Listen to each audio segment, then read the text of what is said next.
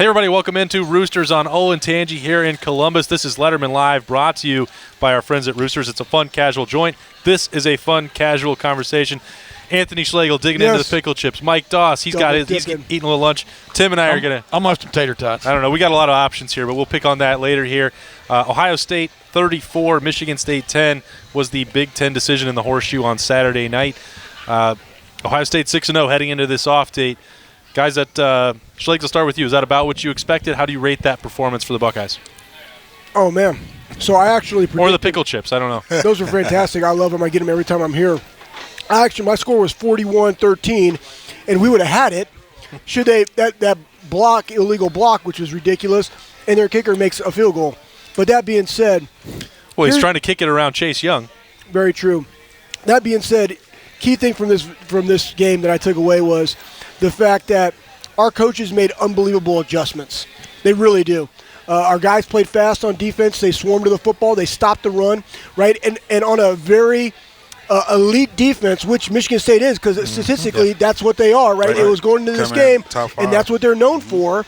We physically beat them down for the entire game. Now, start off a little slow, but guess what? Over time, the physicality of Ohio State football wore on Michigan State, which is a tough program following Mark D'Antonio, and they rushed for over 300 yards. And you saw exactly who everybody's talking about Jonathan Taylor. J.K. Dobbins is an elite running back, and you saw the scene because they weren't able to run up the middle. Yeah. And then they started doing outside zone, and he was able to crease it in the C gap, and then he was just in the second level. That's new now, and that was awesome to watch. Great game. And Mike, when you look at this, I thought Brian Lewerke for Michigan State was much improved over a year ago, and he was just, he cost them some of that game a year ago. He was banged up last year. Right. But he was making some plays, and then you have that pass rush getting after it. You have Jordan Fuller making plays 2 weeks in a row now with a big pick. I think the turnaround of this defense has been remarkable, but that secondary play, how important that is, and that's really been key, I think, for the Buckeyes the last few weeks. Absolutely. I mean, just knowing that guys are going to be making plays, being competitive back there allows a little bit of more pressure on the quarterbacks to be more accurate. They got to try to get the ball out quick, try to anticipate throwing guys open, as we would say as NFL quarterbacks do. And that D-line they coming. And you got to think, okay, can I even put it in this window? But now I got Chase Young, I got this defensive line coming after me. And, they played well. I mean, it was great to see how we just totally just pocketed, bottled up whatever they were trying to do. They maybe get a little inch here. Yeah. They maybe get a little look, a little play. Next boom, strip fumble. Did Chase get a sack? Did they give him credit for that? They gave him a half sack on the one. Yep. Okay. So the streak continues. Well, here's the deal. I thought about this on Saturday morning when I was on the fan pregame show, and I want how they have the Buckeye necklaces. Yeah. They should make like the Predator. They should make a Chase Young Predator necklace, right? But instead of the skulls, he's in there polishing the helmets of the quarterback sacks, and he just clips them on.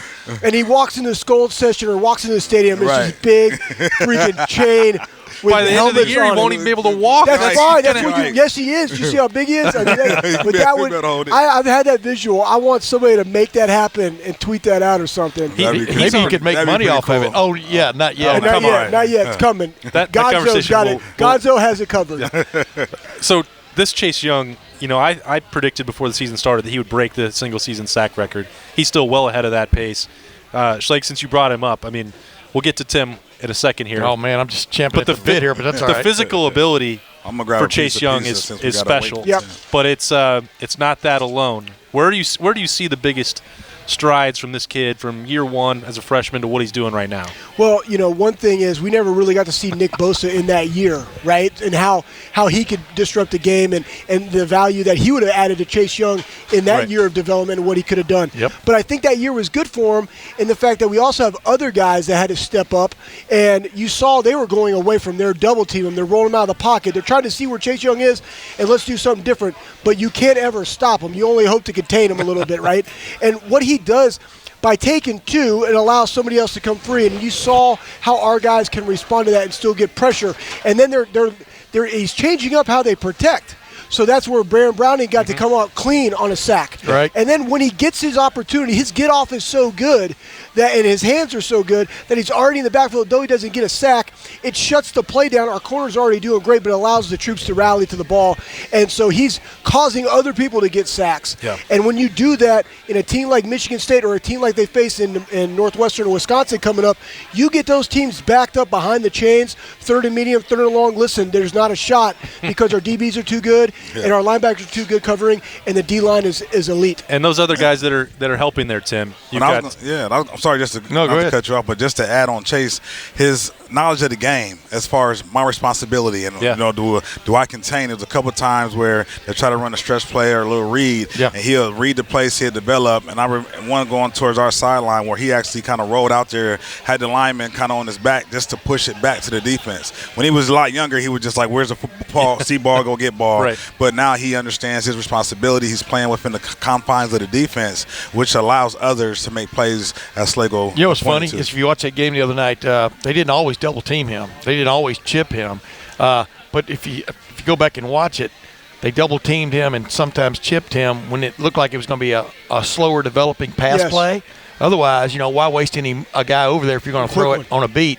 And they did a good job of that. I thought, Michigan State was flipping the H tight end. I call him the H-back tight end to his side a few times when he would flip-flop and stuff. But that just shows you they're thinking about this guy on every play. Right. The offensive coaches are and thus the players are. And like you said, that opens up forever. And then on top of that, like we talked about this week, Baron Browning has just exploded in the last several weeks.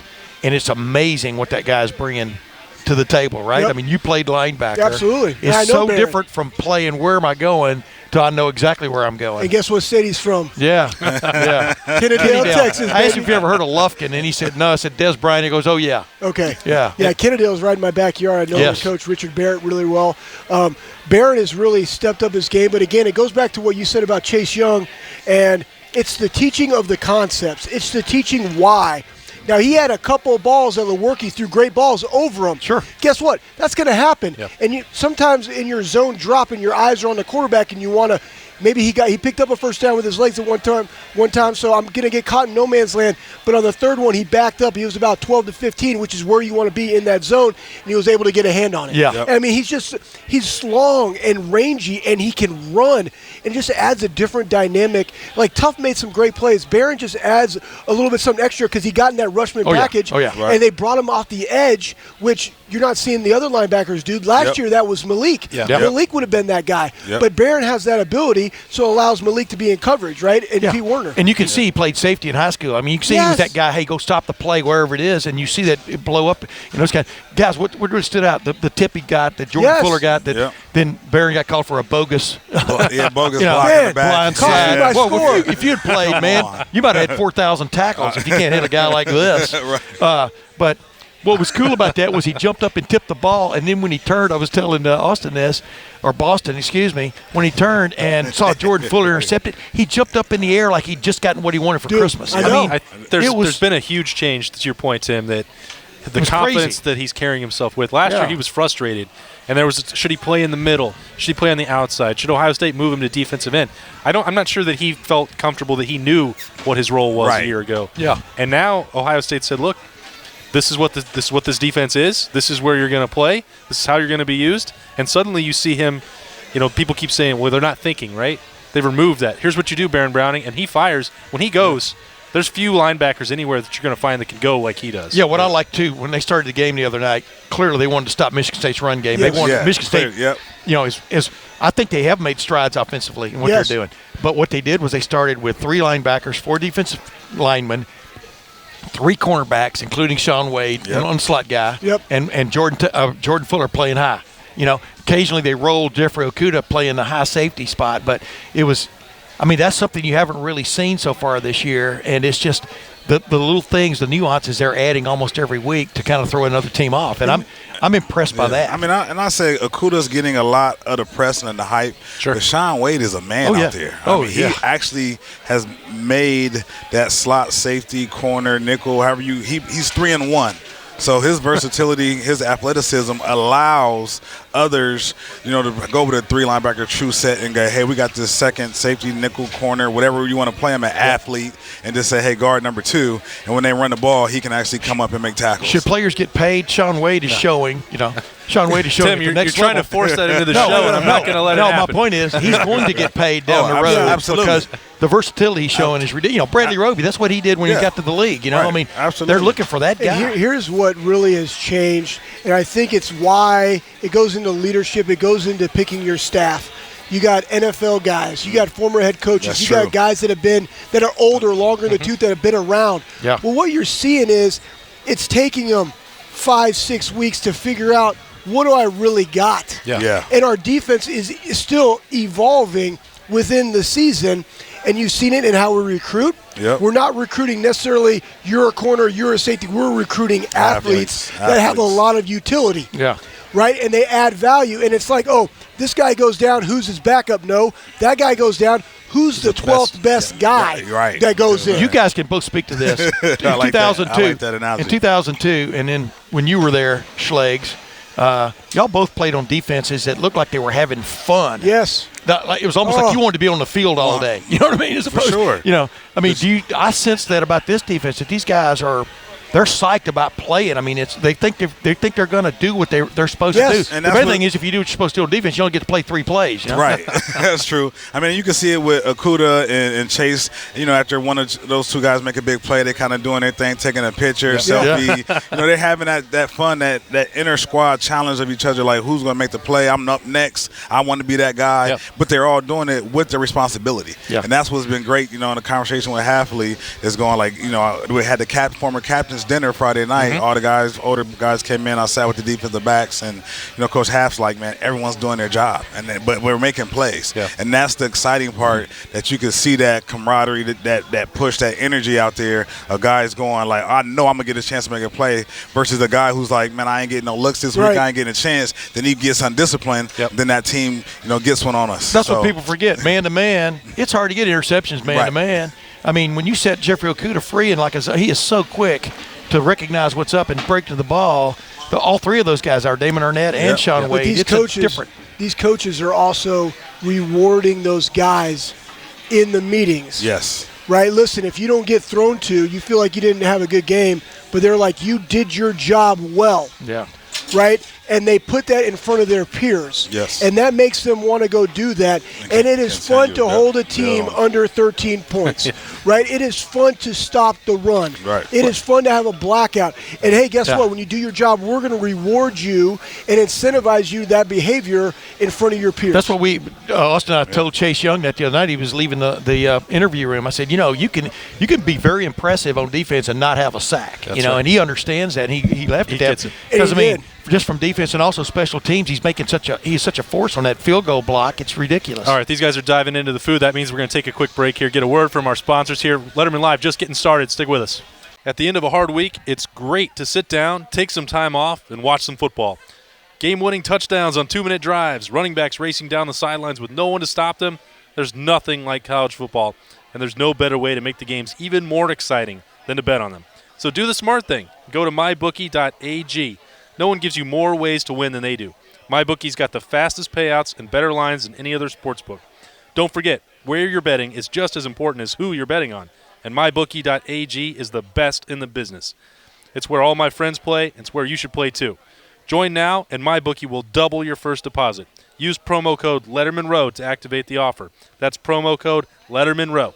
Visit mybookie.ag today. You play, you win, you get paid. All right, and we're back.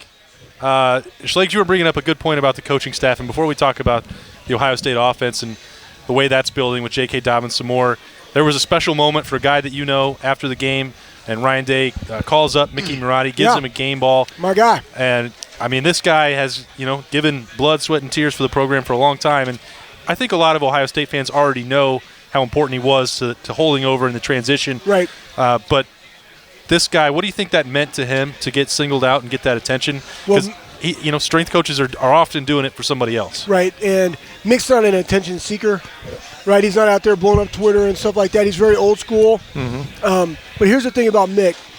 Mick, the first thing that he did was he recognized his staff.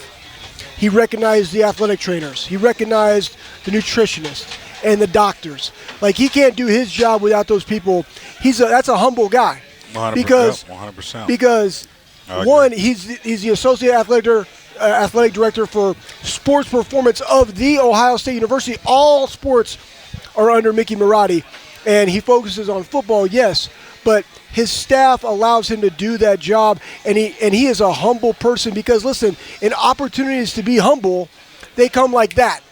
And if you aren't constantly thinking of your staff and all the people that are involved into doing what you do as a strength coach, which is serve the athlete, okay? The coaches serve the athlete, right? It's not going to come out. Out of the mouth, the heart floweth. Like, that's real. And his heart is for his people that allow him to do his job to maximize the Buckeyes that help our coaches put that product on the field. And that's what you see. Unbelievable guy, moved the needle for me. And it was great, long overdue for him to get a game ball. But to get to the epitome of it, Ohio State, if you just look at them from afar, the first 5 games, they look like this really sweet, elite kind of athletically gifted team that's going to go out and run track meets and stuff and beat people that way. When you play Michigan State, which is probably the most sound defense they play all year, right. You've got to beat them. Meaning you got to beat them up. You got to beat them out of their gaps. They're always going to be in their gaps. Right. They're going to be gap sound. And the point that was missed the other night was methodically Ohio State beat them up. Yeah, right. Physically, created some creases, etc. Yeah. But that goes back to the Mickey Marotti of not just these guys are fast and in shape. They're tough. Well, yeah, that's what you got to say there because getting off the bus, Alabama, Clemson, Ohio State, that's it. Yeah. But you can't be just about that. No. You'll lose games. You've seen really athletic-looking teams with Bosa's on them lose games that they shouldn't lose. If I slam a gem, I remember them. But now you got out there, and Chase Young, like we said, he's playing on special teams. You got guys that are scratching and clawing like Jordan Fuller to make tackles when it can slip out of the gate. Yep. And then Justin Fields at the quarterback just to get a little bit of that offense, fighting at the end zone to score touchdowns. He's been willing to take some shots on the way there. So, Mike, the toughness part, I mean, how easy is that to see? It's great. I mean, you see it from right out the gate. And just to add about the Marotti, when I was at that captain's dinner and I was able to catch him walking out, they were about to load up and head to the hotels. Yeah. And I was like, "Hey, coach, you got to be enjoying this." And he just started laughing. He was like, "Man, he's like on Saturdays I just relax. I just get to go out there and watch. Like I'm the get back coach. Yeah. Just that humbleness. And just seeing him excited to know like he's doing his part. And I think also that's planting a seed. Coach Day know what he's doing. Yeah. He's planting the seed to like you are a part of this program. You are an intricate part of what I'm doing here, and I need you for the long run because there will be opportunities this offseason, people coming and trying to pluck him away, and potentially his former head coach if he decided to take another knew job. we were going there. Here's what it does to the guys, and this is what everybody that's listening that plays high school ball, or if you're a coach at another university, he's giving credibility. Not that he needed any. Correct. But he's getting credibility to what the strength and conditioning coach, staff, nutritionists, trainers do to allow you to go out there and do that. Toughness is not something that everybody has, right? It is trained. You saw J.K. pulling the rope. Like, Taylor Decker didn't come in tough. Joshua Perry didn't come in tough. There's some of us that, I was a tough dude when I walked in. I wish I had a Mickey Marotti to keep pushing me to the edge and grab my shirt because I was about ready to go over, of the toughness scale. I want that guy. You and John Simon don't need that. No, but here's the deal. They're training, and it's in front of their peers. Yes. And it's all about the grind and the grit, and I'm going to dig my fingers in the floor just a little bit harder for my teammate because all of them are watching and depending We're all together. on me. No one's better. And that's selfless, and I'm doing it for my teammate.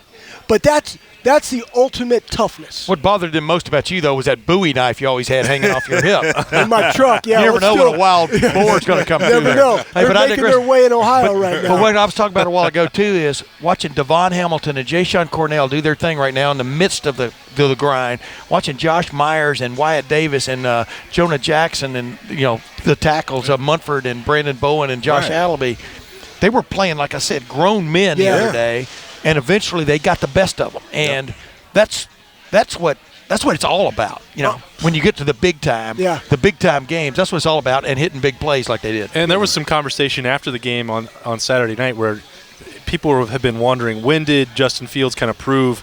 Was there a run that he proved he was a leader of the team? Was there a moment of toughness on the field? And J.K. Dobbins said, we didn't have that doubt going into the season because we saw him go through Mickey Marotti's strength program.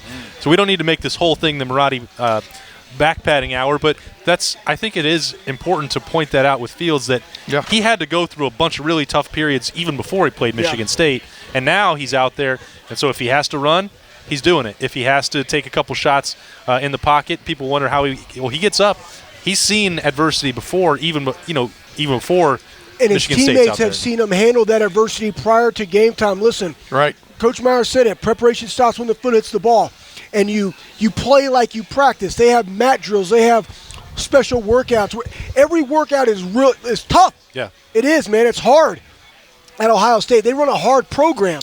And so from the winter to the summer, or spring to the summer and into fall camp, it's all about toughness, winner, loser, competitive excellence. Yeah. And in those situations, he has to rise to the level of his competition and exceed expectations, and his teammates see that. That's when you're a leader, not about what you say, but it's about what you do. Yeah. Right. Well, I asked J.K. that question about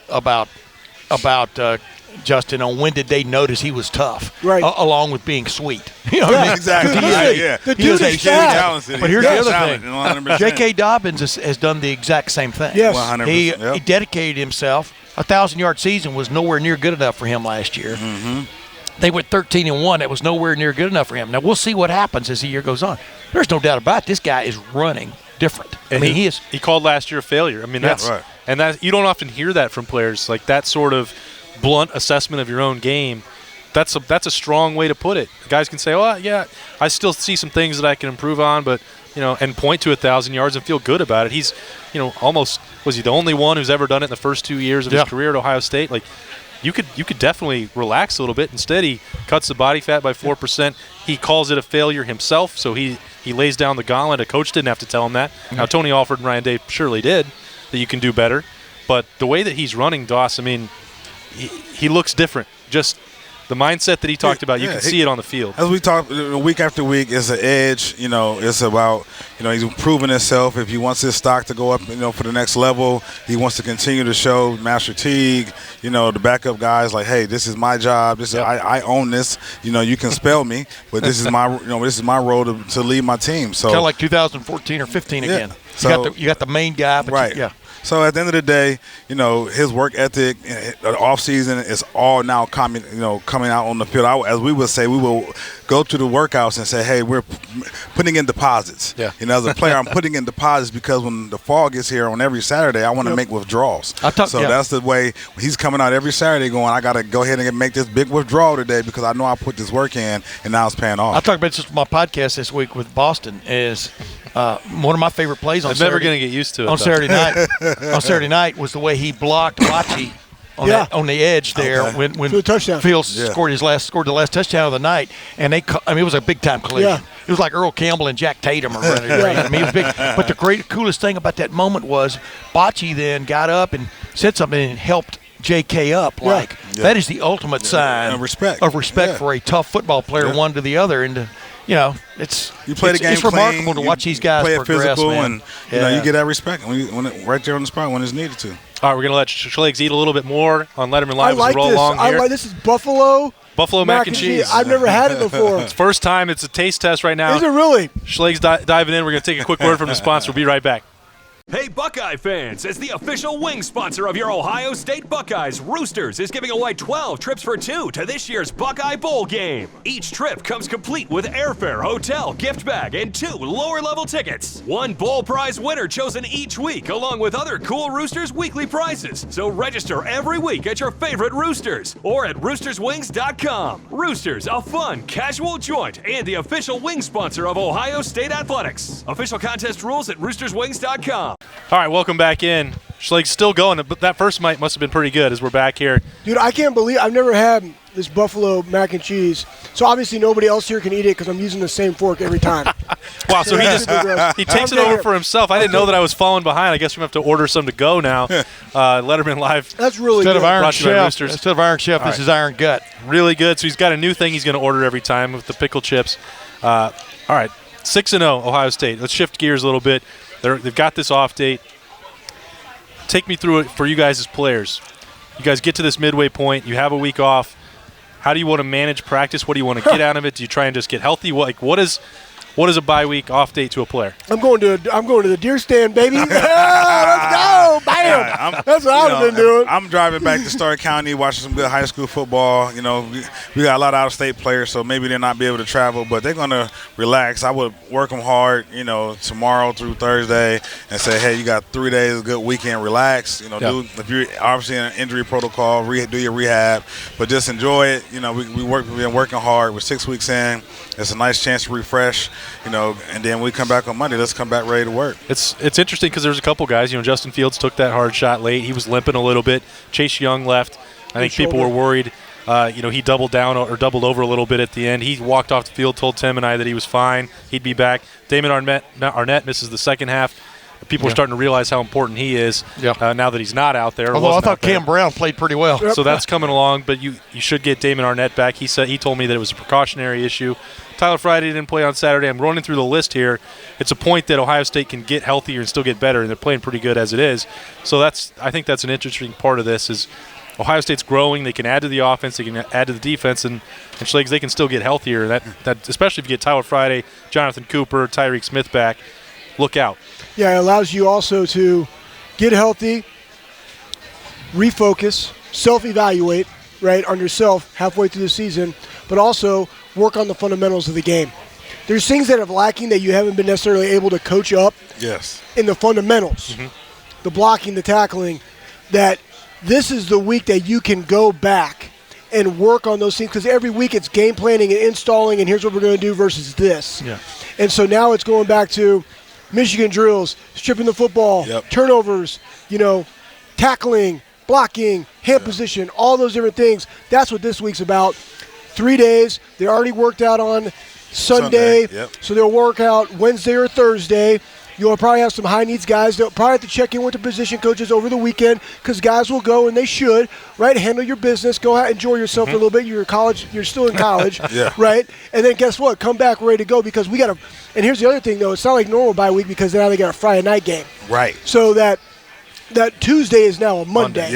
Right? So it's going to be somewhat, hey, let's come back in the building on Sunday afternoon. Yeah, probably right? Do some reflection. And then Monday will be their bloody Tuesday, right? Yes. So the week is different. So, yeah, it kind of stinks for them. They only get 2 days in the deer stand versus 3. But ultimately, it's a great week to get refocused and healthy and work on the fundamentals. Is that where the term gamey came from? I digress. Let me ask y'all both this, though. The coaches are always sort of looking ahead a little bit, whether they want to admit it or not. I mean, you have people scouting. Wisconsin looks pretty good, right now. I mean, do you allow as a coach? Do you introduce anything to Justin Fields, for example, this week about the Wisconsin defense, or would that cloud the situation? Yeah, I would not introduce anything coming down the line, and maybe unless it's conceptual, like this is a concept. Yes. Hey, I wouldn't say, hey, this is Wisconsin's defense. Yeah. I would go, okay, they run a rover style 3. And we may see that here. Yeah. Just kind of talk through that concept. But I'm not looking ahead of the opponents. Well, in Northwestern, and that's a pretty good defense. And they're going to play. They're going to be at home. They're going to be, it's Friday night. It's a new atmosphere for them, national TV probably.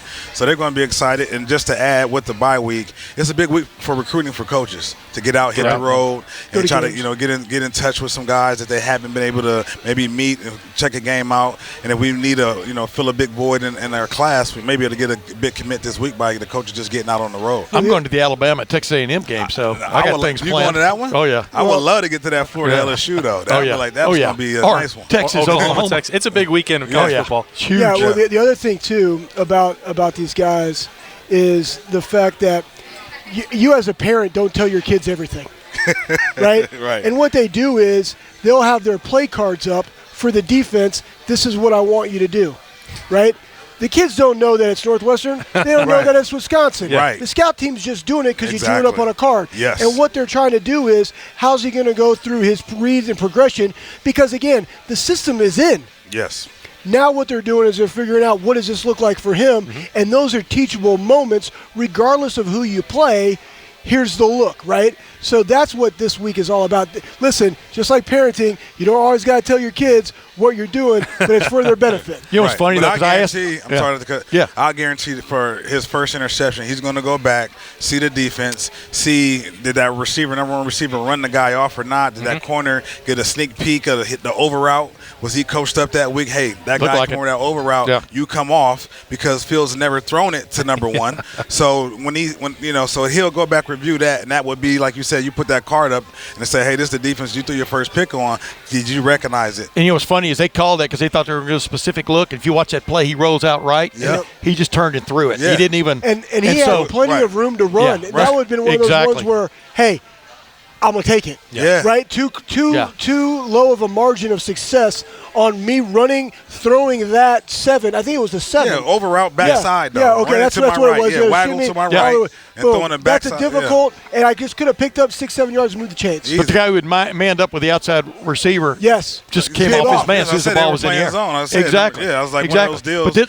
But he could have easily said, oh, the over route looks like he's open, that corner, number one's open, boom, 50-yard touchdown. Yeah. That's why we're sitting here talking about Justin Fields. He can get so much better. He can get you better. can see it. Yeah. And I was going to say that's a great segue there, Tim. We're picking. We don't have a game to pick this week. So we got MVPs of the team, and I think if we just did offense and defense, it might be pretty obvious. But I don't know. I'll let you guys go. Make your own choices here. There are 3 Heisman candidates in my mind on this team, which makes it a little bit tougher to differentiate. Tim and I talked about that on his podcast, how I believe that Chase Young should get more attention. He won't win, but I think he should go to New York. I don't want to tip my hand on who I think the MVP of the team is, but I'll start with you, Schlegs, as you eat that buffalo mac and cheese. Get that mic back. I'll take it. Doss goes. All right. I have no clue. We got to go with J.K. I mean, Justin is – the quarterback position, it gets all the glory. He gets all the hype. I mean, obviously 1 interception through 6 games, you can't, knock against that. Yeah. But as far as the running, the physicality of our run game and J.K. carrying that ball through the trenches and establishing that, I think he's kind of the lead 6 weeks in. I would give him the lead. It's like 1A and 1B. I'm sorry, 1A and 2A with Justin, but I'm giving that. 6-pack. 6-pack of mac and cheese bites. You're going all mac and cheese over here today, Schlegel. So. You know who I like, who's really – he's played extremely well, but he's played better than I even thought he would, and he's executed better than I thought he would, is Josh Myers. Okay. Because I can't remember a bad snap. Maybe there's been one. But if you watch him, you watch the video after games and during the games, he's coming off and he's getting the guys at the second level. He's not just getting in their way. He's blocking. I mean, all those guys are doing a great job up front, but a lot of people thought Harry Miller, this phenomenal 5-star, was going to come in and maybe challenge him for that job and talk about lighting a fire. But that's part and parcel of what they're getting done on offense right now is they have guys on that line playing well, and he's one of them who has stepped up, and I think taking it to another level. Maybe I started this segment the wrong way because I didn't know that Josh Myers was going to get an MVP vote. Well, I'm just talking. Every play starts with Josh Myers. Right, it does. You know what, it's though? true. To your point, he has to set the front. He has to make those calls and adjustments when they get the new call in from the sideline of what we got to do. Right. So they finally cracked that. And he's they finally sophomore. cracked that egg last week. Right, he's a sophomore. So and we heard about how it took him a little bit of time. Guess what? It's all going to take us time when we're new to it. 100%. And he's doing a great job. I mean, my biggest thing is I don't pick MVPs because you need everybody. So bump it. That being said, my MVP is the 2 position groups that matter the most, and it's our offensive defensive line. Yeah. And all I can say is That's this: a linebacker talking. I have never. Well, D-line makes linebackers look good. O-line make running backs and quarterbacks look good.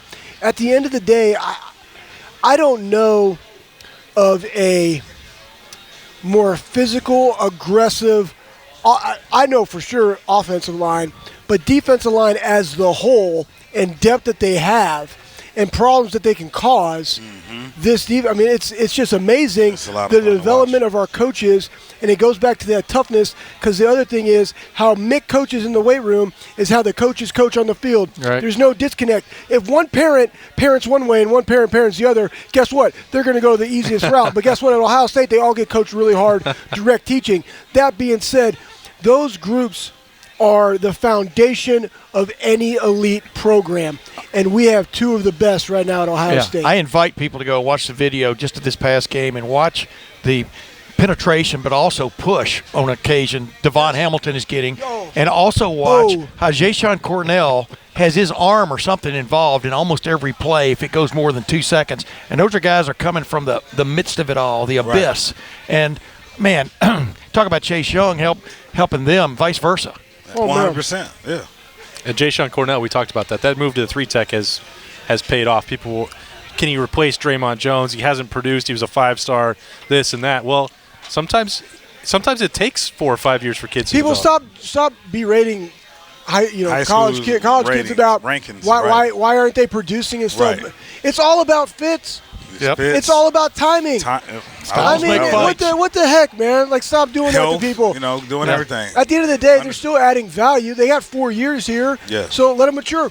Arnett needed a 4th year. What am I always talking about on the podcast? About you go from an 18-year-old to a 20-year-old. Yeah. When you're 18-year-old, or to a 22-year-old. Or a 22-year-old when I was playing, or older. But I mean, transferred in. You're going from being an older boy playing against grown men to being a grown man, and there's a hell of a difference. Oh, man, I remember my first we played BYU when I was at the academy because they all came back on their missions. They're 26 years old, and I'm there 18 years old, out of basic, weighing 205 pounds, playing Will linebacker at the academy. I was like, what in the Sam Dickens is going on here? They had Jolly, that really good tight end. I was like, you know what? I'm just going to knock their dick in the dirt, man. That's all I got. I'm going to give you all 205 of me. We'll let it happen. But you were going to get to fly F-15s one day. They weren't. That's the thing. Everybody develops at a different time. Some dogs trip earlier than others, right? But the thing is, you just want them to keep biting. That's when the strength staff comes in. That's when your coaching comes in. And when they get an opportunity, they got to respond. And you're seeing a lot of really high talented guys respond at an elite level, and that's why it's fun to watch. Elite level. Fun to break them down right now. They're 6-0, Ohio State. Every week on Letterman Live, it's been fun to get the insight from these guys, talk about the best team in the country right now, in my opinion. Tim will measure up against Alabama when he goes down to see it this week. I'm very interested because that team is struggling a little bit defensively. I mean, I'm really interested to see them live. I remember when we played Alabama in the Sugar Bowl, and when we played Oregon. When I went out there for pregame warm-up, I was like, dude, these dudes are big and stiff. Because as a coach, like, you're looking at body types and stuff. And I'm like, dude, these guys are big and stiff. We got this. And then when I went out and when we watched Oregon, they had Nacetol. Right? They had no ass at all. I'm like, dude, our dudes are going to beat the piss out of these dudes, man, because it takes an ass to physically pound some people. Mm-hmm. You know what I mean? And so that's where the training comes in. But it's just our guys look good. J.K. looks good, right? I mean, it was great to see Ben Victor. Like, those guys they have athleticism, but to go get it, to go finish, that is something, man, that is trained in them all year long. So I'm going to go plant and I'm going to go make that play. Right. Mm-hmm. Like, that's a behavior that they've instilled in these guys and are teaching them, and it is just awesome and fun to watch. All right, this has been the Mickey Marotti Appreciation Hour here, brought to you by Roosters. I didn't say it, man. Letterman Live. You're welcome. Go Bucks, baby. He's from Pittsburgh, man. That's great. Mickey. He's a steel man. Great to have Anthony Schlegel, Mike Doss, Tim May hanging out again. Now it's my turn to dig into this Roosters Gonna Eat. Appreciate you guys for watching. We'll see you right back here next week on Letterman Live, brought to you by Roosters. I'm Austin Ward. We will see you then. Thanks for watching. Subscribe below to get the latest videos from Lettermen Row. We got Letterman Live. We've got the practice report. We got rapid reaction. Hey, and we got Buckeye IQ with Zach Bourne. For sure. We got recruiting breakdowns with Berm. We got whatever you need. Ohio State football and Ohio State athletics, we've got you covered here at Lettermen Row.